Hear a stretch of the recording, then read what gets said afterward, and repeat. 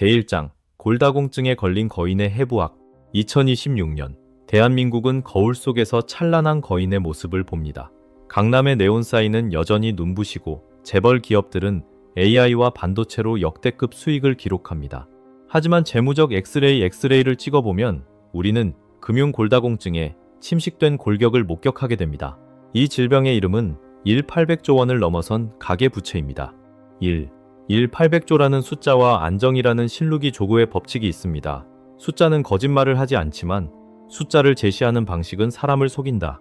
정부는 GDP 대비 부채 비율이 소폭 하락 99.2%에서 약 92%로 했다는 점을 강조하지만 이는 명목 GDP 성장에 따른 착시 현상일 뿐입니다.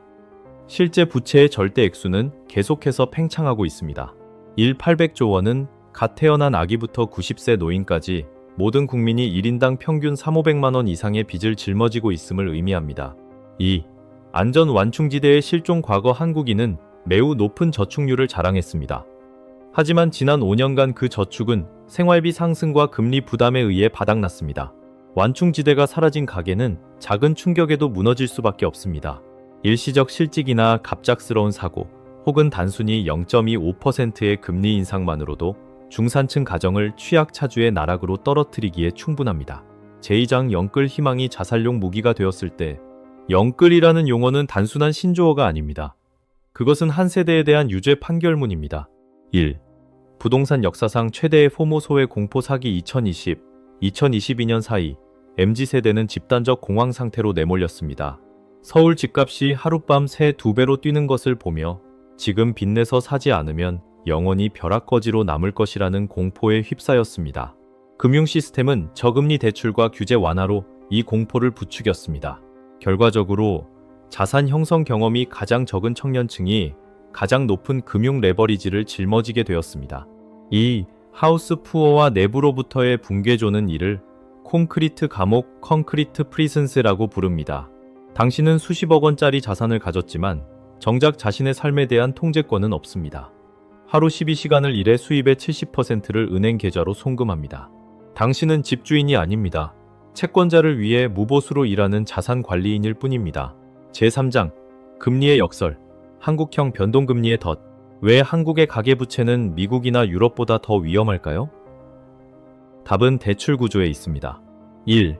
80%에 육박하는 변동금리 비중. 미국의 경우 주택담보대출의 90%가 30년 고정금리입니다. 금리가 올라도 미국인들은 자신의 금융 요새 안에서 안전합니다. 반면 한국은 대출의 80%가 변동금리입니다. 이는 한국은행 BOK이 모든 가정의 지갑을 여닫는 조절 스위치를 쥐고 있음을 의미합니다. 인플레이션을 잡기 위해 금리를 올리는 순간 의도치 않은 가계경제의 대량 학살이 시작됩니다. 2.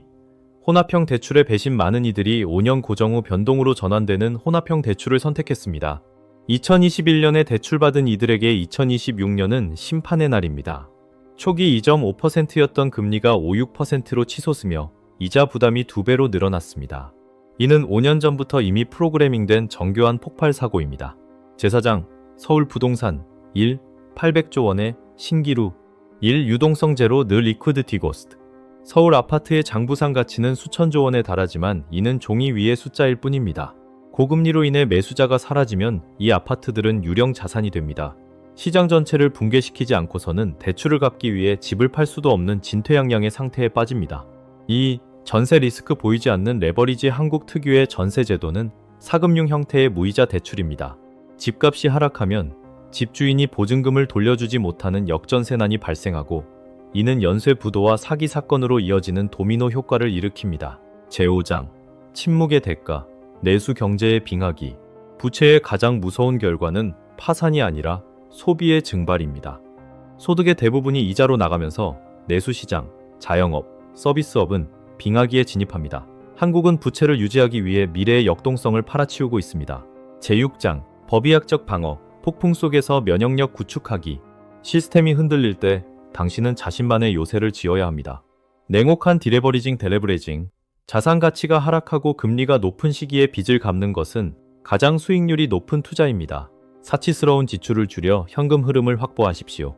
국가 리스크로부터의 다각화, 원화, 원는 위기 시 가장 취약한 방패입니다. 자산의 일부를 금, 달러 혹은 글로벌 기업의 주식과 같은 하드 자산으로 분산하십시오. 제7장 미래에 대한 선고, 인구 절벽과 부채, 합계 출산율 0.7명, 이것이 부검의 마지막 조각입니다. 20년 후 인구가 급감할 때 이 비싼 아파트를 받아줄 누군가가 있을까요? 가계부채는 단순히 금융 문제가 아니라 후손들의 미래를 미리 훔쳐쓰는 세대 간의 범죄와 같습니다. 제8장 결론 진실의 순간 대한민국의 800조 가계부채 위기는 갑작스러운 사고가 아닙니다. 생산성 대신 레버리지를 선택한 지난 20년간의 결과물입니다. 정부가 유동성을 공급하며 시간을 끌 수 있겠지만 그것은 전이 되는 암세포에 진통제를 투여하는 것과 같습니다. 진정한 자유는 아파트 가격이 아니라 당신이 실제로 소유한 것과 빚진 것 사이의 간극에서 나옵니다. 시스템이 무너지길 기다리지 마십시오.